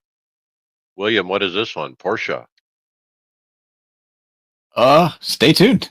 We don't know. It's from VPG Sim. On the 8th of August, they're going to be making an announcement. It looks like there's a front bumper of a Porsche in there, but that's about all we got. So this is Nice. VPG has done they did the Ford Mustang GT3 wheel. So I don't know. It's interesting. It's in, I guess, with Podium One Racing too. So I'm wondering if it's going to be something outside just a wheelbase. Boy, that Podium 1 Racing is just hot, hot, hot. They're into all kinds of stuff. They're very proud of what they have too. All right. I saw this on the TikTok the other day. The SRP pedals. We've talked about these in the past, but wanted to bring them up again. These are pneumatic pedals, which are a different style than what we usually talk about. So I don't know anything about pneumatics. I think it's pressure in a container kind of thing, or Like air pressure? yeah, I wonder if I don't that know. Maybe I don't know what I'm I talking wonder about. I wonder if that replicates, because regular a real brake pedal is going to be bars is how it's measured, and it is pressure based. And you'll lose pressure throughout the application, right? Could they look cool? Oh, I mean, they look very cool. They got that sim coaches look, real high end metal. Everything's metal. what's the end game? Is that the color? Is he referring to, or is the last set of pedals they think he'll buy? Last set he'll buy is what he's talking about. Yeah, right. Is that what he's telling his wife? So, Brad, how about this one? This one could be a real in competition with that Gomez wheel at this price point. What do you think of the Acetec? Yeah, so we got a video here from Boosted Media. So Will Ford is talking about the new Acetec Forte wheel versus the Invicta. So very similar to the Invicta, at about half the price though. Where the Invicta has got the actual carbon fiber front, and is all, I guess it's milled, CNC milled aluminum. This has got that carbon fiber forged plastic, like we've seen with the Sim Magic GT Neo. Buttons are all the same. All that's the same. It's a lot lighter. He gave it a good review. I mean, he says, look, it's not as high end as the Invicta, but he says at the end that if he was to, he would go with the Forte just because of the price. Gave it a decent review. The biggest thing that for me is a no go with the Acetec, unless you've got an Acetec base, is there's no USB direct connect, like an actual plug to where you can run with the USB cable. You've got to do some funky pass through thing in order to get it work. And I guess they're working on some sort of like a link, like SimMagic has the mag link to where you could then a plate that you can put on there and do it. But I don't think there's really any good way to have this work on a third party base outside of Acetec. He did mention they're working on something where they're going to have a little sleeve or a insert in between the quick release and the wheel that will feed out the cable or something. Yeah, it's like you said. I think for me, if you have an Acetec base, yeah, this is good. But if you don't, I'm not sure I would do it yet. But it's nice to see that they have a competitively priced wheel with the screen Yeah. at a very competitive price. Yeah, and I mean this is the way they've gone. That if you think about it, that it's basically a button box, and then when you go to configure it, you can choose your types of handles and all that. But I don't know. It's just there's still something I just don't like about the look of their wheels. I don't know what it is. It's very off-putting. All their wheelbases are very off-putting to me. I mean, not the wheelbases. All their rims are just there's something about them that all look odd. They got a distinct style for sure. They do, and maybe it's just the shape. I mean, if you think back to the oval ones, it's like the loop. It's a I don't know. It's just a very very strange shape to the button box. Yeah, so pretty good pricing. I got this one. Random call sign did a YouTube video. Stop setting up your force feedback wrong. And he kind of goes through what he does to set up a force feedback profile, which basically consists of starting at what he calls a baseline with no filters, no dampening, no nothing, and then kind of adjust from there. Now, I honestly will admit I've been the biggest coward in the world to go in and start monkeying with force feedback settings. I'm just scared of it. I don't know why. I don't know what I'm doing. I don't know what it means. I'm afraid to try it. And so I have personally am just content with running other people's profiles, and I've just never felt the need to build my own. What about you guys? Have you built your own force feedback? I use profiles as well, Mike. I find I find myself not having a lot of time. So yeah, I end up using other people's profiles. Yeah, same here. When I first started, obviously I had no idea what I was doing, so I tried a few different people's to see what felt right to me. Now, whether it's actually right or right, depending on who you ask, who knows. But I tried more ads. I tried somebody else had one out, a real race driver, and then I tried Dan Suzuki, a YouTuber, and his felt the best for me. So I've used his for pretty much the entire time I've had my SimiCube.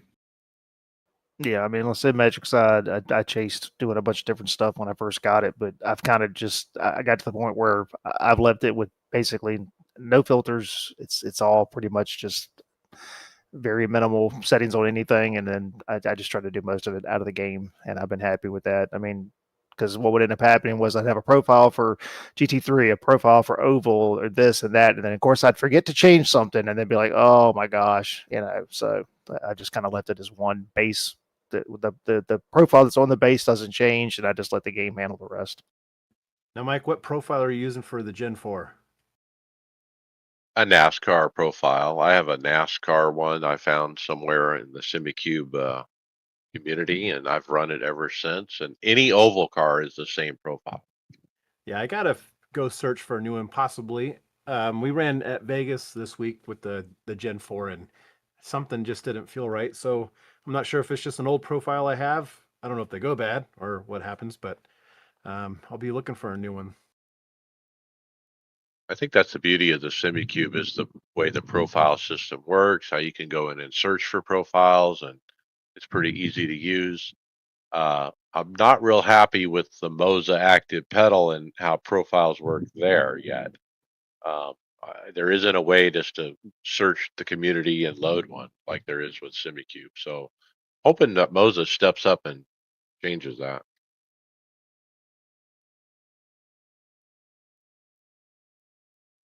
Okay, William, how about the advanced sim racing collaboration with DNR and Asher? I mislabeled this, so I'll fix it. Sorry. I think DNR is part of it, though. To be honest, Well, I got an email hit today, and then when you threw it on the script, I thought I thought that's what it was, but sorry. So, custom advanced sim racing and Asher Racing McLaren Artura Ultimate wheel. So I have never been a huge fan of the Asher Racing wheels. I don't dislike them, but they've never been like my top pick. But I am a huge fan of McLaren, and this looks pretty good.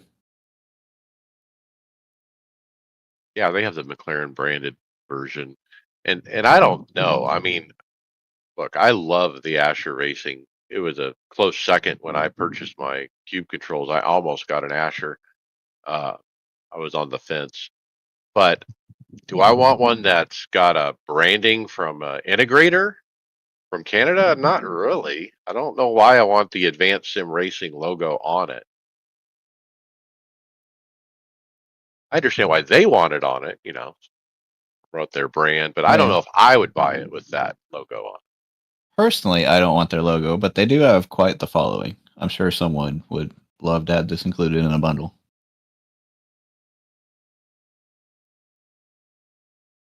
And I think the email you were referring to was Advanced Sim Racing has some kind of partnership with Daniel Newman to do dashes and stuff for their wheels that are custom. Yeah, They do a custom integration. Yeah, they're doing, and if you buy an Asher wheel or Advanced Sim Racing. Yeah. Yeah, Advanced Sim Racing. Yeah, you get a year as far as, part of his community and stuff like that. So yeah, that had come out today. So I apologize. The screenshot almost looked exactly the same. Well, it's using that wheel. So yeah, it is. I mean, the screen that they've got the Advanced Sim Racing on, that's the endurance background for the DNR. So yes, I wasn't completely wrong. Okay, and we saved the last for The best for last. Tony Kanon. What has he got? Tony Kanaan might be the best. He has an IndyCar steering wheel from SimCore. I can't get this video to play. From the looks of it, I'll just hold judgment. What do you think of it? I think it's great. I watched the video earlier today. It's in Portuguese, but they do have subtitles.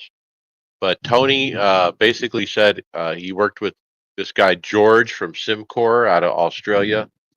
Several years ago, he sent him pictures of his IndyCar wheel from his actual IndyCar. And George from SimCore said, "Hey, I'm going to build this." And so this is the outcome of that partnership. And they have the Tony Kanaan SimCore edition wheel. It's got his signature on the top, printed along the top, Tony Kanaan. It looks exactly like his original IndyCar wheel. And SimCore, for me, I've always been a huge fan of SimCore products. They just look very high end to me, and so this wheel, yeah, looks very high end.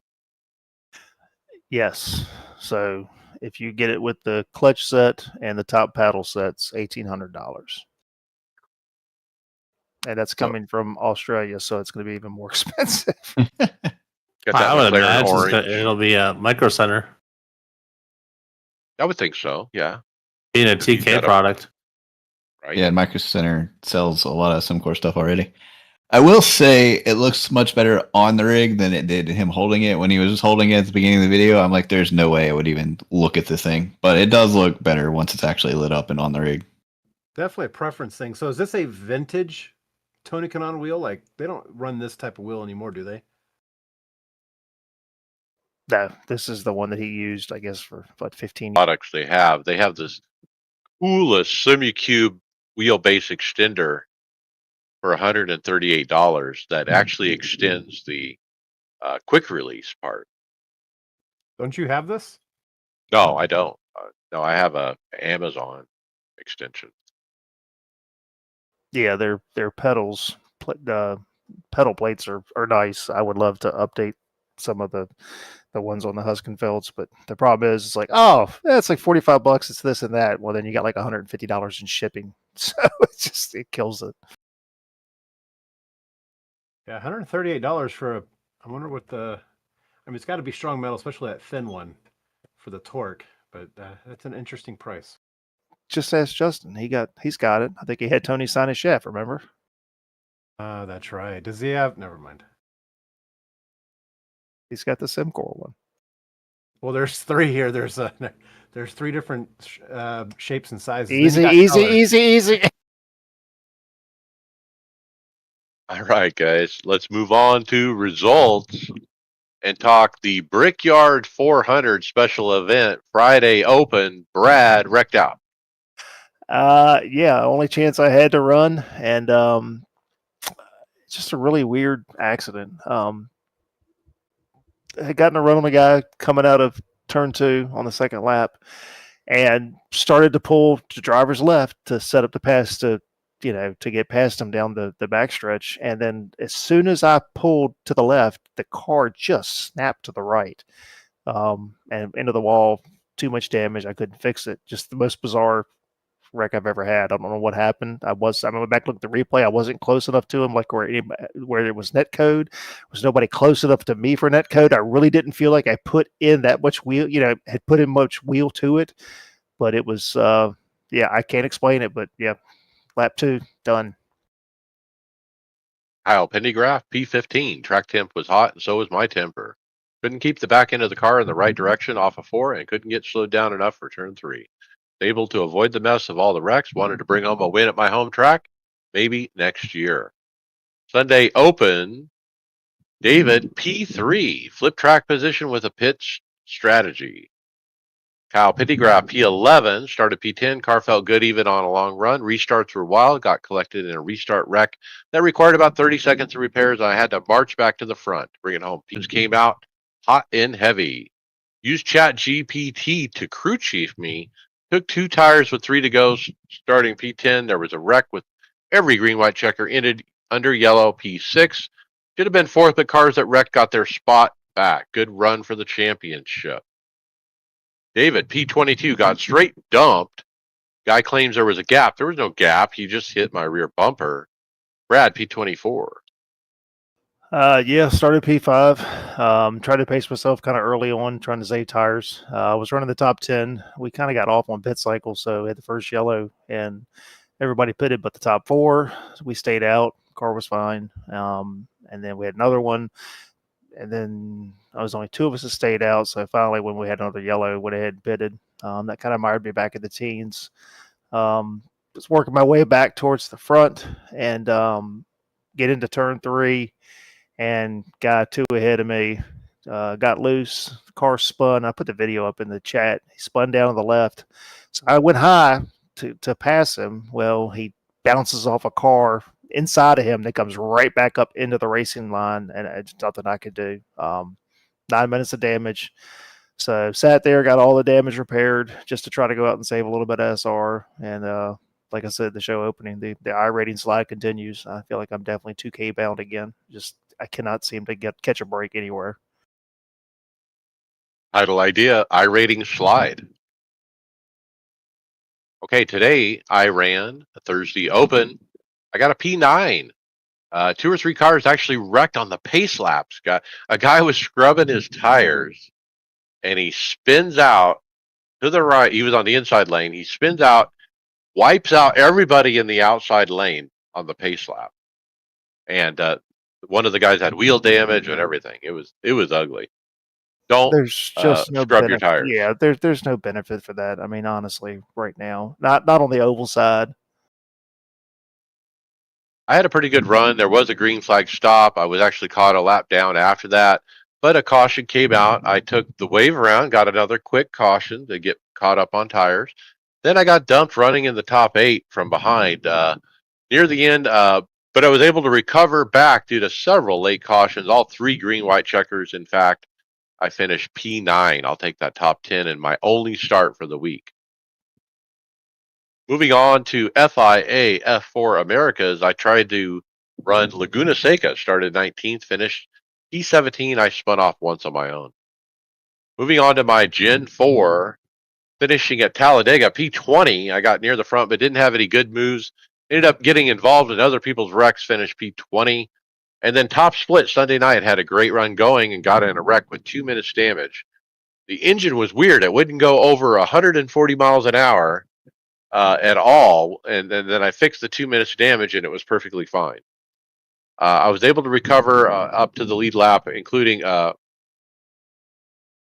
near the end where I got dumped while leading, finished P22. Next, I had a great race going. Top split was second, coming to the white, and I went to go up and around the leader, and he went to block and took us both out. Finished P16. Then I finished P14 out of P16 and got involved in another person's wreck. Couldn't miss it. 8 minutes damage. Had to limp it home. A Open, Brad, P18. Yep. So Iowa started P6. I was doing okay. Ended up getting loose off turn 4. And ended up popping the wall. Had about 2 minutes of damage. So that bump, the transition when you're coming off the asphalt, that new asphalt is just I just screwed up. I was able to get all but about 30 seconds fixed. Race came down to green white checkers. David and I were in this together. We were both in good spot. You know, he was going to probably finish 10th or so. I was going to finish somewhere right around there. Only to get collected in another wreck. You know, and I'm really struggling to find enjoyment right now. It's just every race seems to be a disaster. And in officials, you know, league's been fine, but that's a whole different discipline. All right, B Open, Kyle Pendergraft, P13. Some of the most fun you can have in a car. The car was a blast to drive, especially the whole race goes green. You have to do those green flag pit stops. Started P14. Just ran all 60 laps as consistently as possible. The car really should get its own half-length official race. And no, I didn't Austin Hill anyone. Ringmeister, I ran at the Nords. Qualified 16th. So first of all, I ran the Porsche GT3. Qualified 16 out of 27. Got wrecked out pretty earlier in that one. Next race qualified before the race and ended up on pole position. Started first out of 30, but wrecked out while leading about a quarter of the way into the lap. I held my brake. Almost every single car got around me, but the last guy comes by and clips me and gives me heavy damage. Next race started second, but wrecked out in one of the first corners by hitting the turtle. I put it in the wall. Then I tried again, started second, made it about a quarter lap before I went off the track and killed the car. Look, I cannot finish a race this week in the Nords in that car.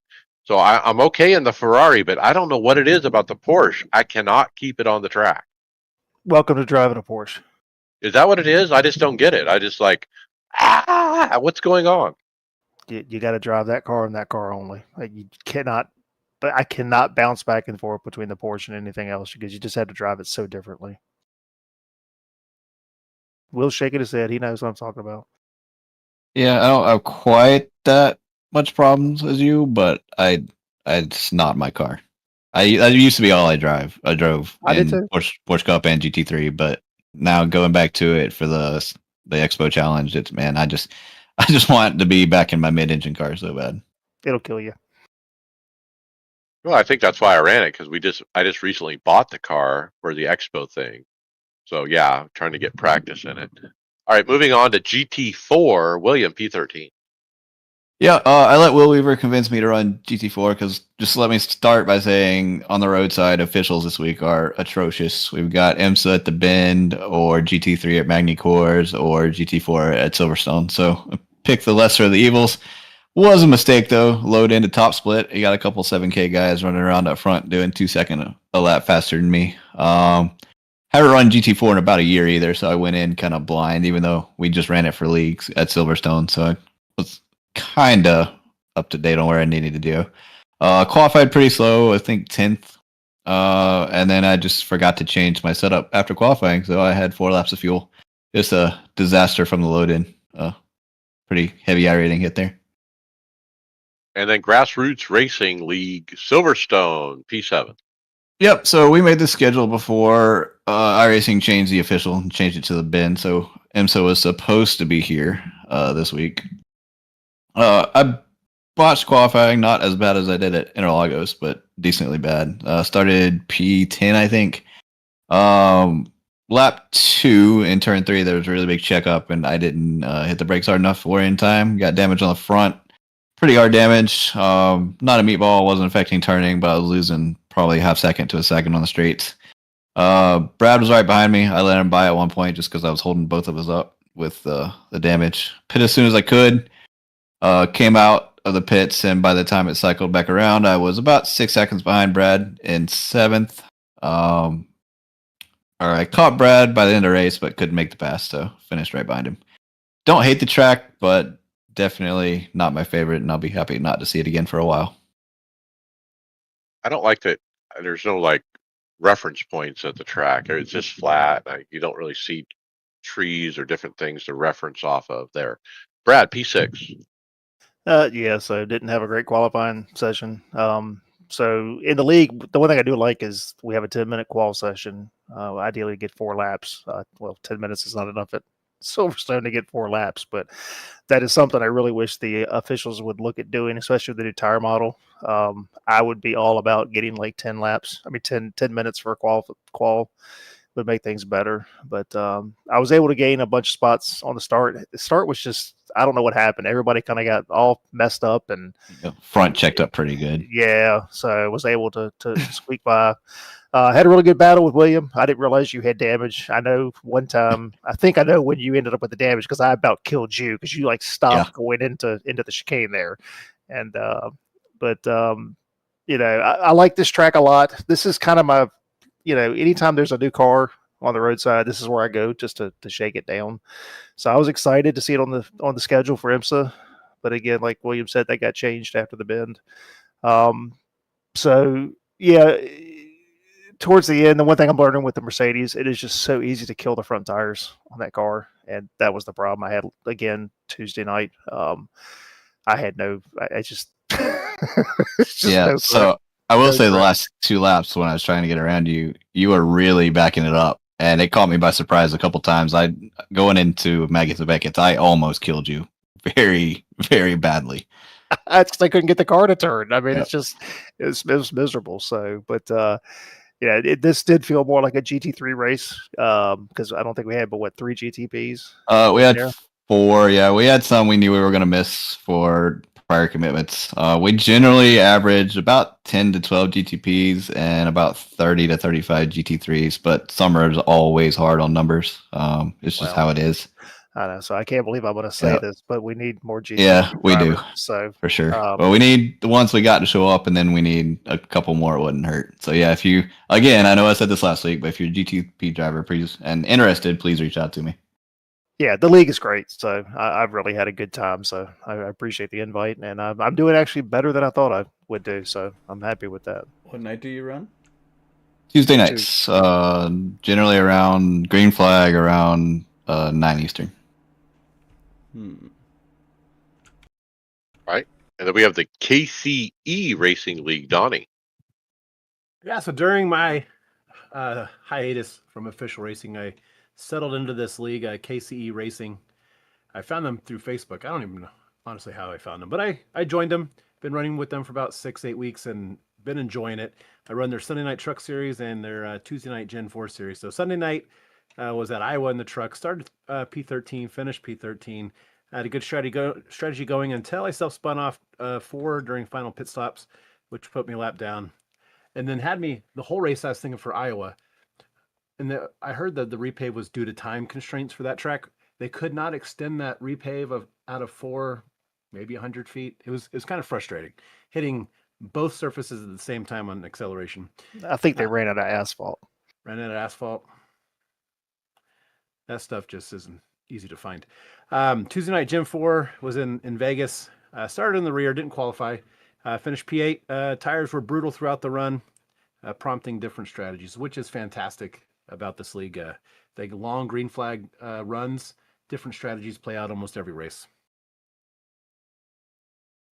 All right. Other event I ran was a hosted event over the weekend. Chris McGuire, Indy car at Charlotte Oval with damage off.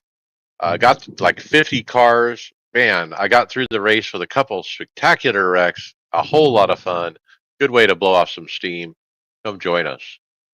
With that, let's jump to final thoughts. Greg Hectus. Just not sure if I'm looking forward to Iowa this week, but we'll see tomorrow night if I get some time in to race it. Wasn't expecting to qualify, I guess, for this time attack challenge for the Sim Expo, but we'll see what happens here. And yeah, I'm just getting closer and closer to the event. It makes it more and more exciting. I hope there's a way that one of us can race into that event. That would be cool. Then we can all cheerlead somebody. Brad Wren, final thought. Yeah, so thanks to George for coming on short notice. I really appreciate that. It's great to get an update on the expo. Excited for who's already been announced that's going to be there. You know, if you don't have tickets yet and you can get there, look, we really need to support this. I think he's put together a great program. You know, just super excited, and I think it's going to be fun. So we're only, I guess about 5 weeks away. It's going to be a big weekend for us. You know, it's a show, 500th episode. I got a lot of stuff planned.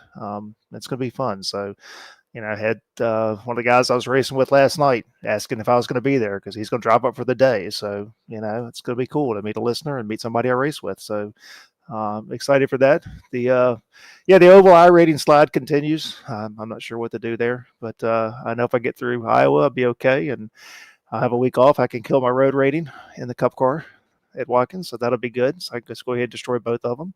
But yeah, so we'll see. Summer's winding down, and yeah, just excited for just waiting a few more weeks, get on the plane, and head to Chicago. All right. Donnie Spiker, final thought. Yeah, so this year's been absolutely terrible for my enjoyment on the sim. And it came to a head a couple weeks ago at Pocono in the Gen 4. But either than that, I just have not been having fun. I've had a few moments this year with official racing where I actually enjoyed myself. Prompted me just to take a hiatus. I contemplated, like, really gave it some thought of, is this it for me? Because leagues are very hard for me to commit to with being a West Coaster. Everything starts early. I didn't let that ferment too long, and I found a league, ran it. I'm enjoying myself with that. I've not had one bad experience in the probably 2 months I've been running with them, so it's kind of given me a new lease on my iRacing life per se. So I don't know if I'll go back to official on the oval side anytime soon, but been enjoying the league. It's been a good league, good group of guys. The racing's awesome. The rules are awesome. People actually administering the rules, which is the best part. So I'm just glad to be back here too. If I can make a random Thursday every once in a while, I'll try to make it more frequent. Glad to Yeah, have we're you. happy to have you. All right, William Westbrook, final thought. Oh yeah, it's like I said earlier, the officials are so bad this week. I wish I had another league race to do sometime soon. Yeah, so bad. I think I'm actually going to buy the second half of the ring, and actually, after a year on the sim, finally learn that. Other than that, just again, happy to have Brad and a couple listeners we have that have joined. It's a great league. We're having fun. And yeah, that's about it. I recommend the ring. Look, it's its own challenge. It's a very unique track. It's so long.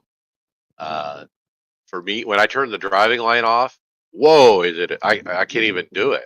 It's so it is a challenge. All right, Bobby Jonas, final thought. Hopefully my internet gets better. I mean, having problems with going in and out. Just looking forward to seeing the stuff from the guys from the show. I wish I could go. The car came out for you, came out really good. The poster should look amazing. Yeah, I got a nice paint job with 500 on the hood, and you got the Chicago skyline as the kind of the background and the numbers of the 500. So it's all tied to the Sim Expo. Yeah, running that paint proudly. Thanks, Bobby, for the paint. And then my final thought, yeah, I mean, the expo's coming quick. Thanks to George for coming on short notice and updating everybody. Excited about what's going to happen there and just able to meet people and shake hands and say hi to listeners and people that I've raced with throughout the years. So looking forward to that. Uh, Having fun with the Gen 4 official. I mean, I've been on an upswing with it. I ran it once at Iowa and I was like, whoa, I can't do this. I was really bad at Iowa. And so I may step up and do that again tonight and see if I can do any better. But the last 2 weeks, I've had some really good runs and wins and stuff. So we're going to keep hammering on the Gen 4. That's my new lease on life in iRacing. What a pleasure it is to have 900 horsepower. Oh my gosh. And with that, hey, we'll see you on the track later. Okay, title ideas. We have two.